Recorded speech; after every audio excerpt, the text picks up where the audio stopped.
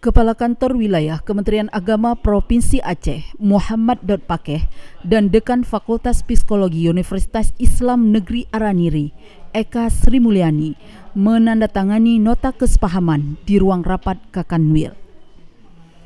Kakanwil dalam sambutannya mengharapkan bahwa poin-poin dari kerjasama ini akan diteruskan ke jajaran di bawahnya, termasuk madrasah. Kedepan, katanya, akan ada asesmen calon kepala madrasah yang mengharuskan adanya keterlibatan psikolog.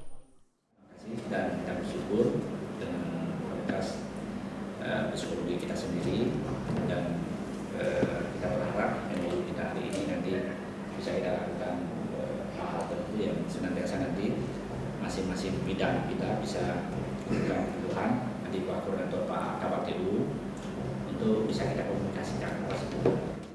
Sementara itu, Dekan Fakultas Psikologi UIN Araniri mengapresiasi kemitraan ini. Menurutnya, pihak fakultas memang menaruh harapan besar dan ingin lebih intens dalam kerjasama dengan lembaga keagamaan. Melalui penandatanganan MOU tersebut akan melanjutkan jalinan kerjasama dalam berbagai bidang yang selama ini memang sebagian telah dilakukan.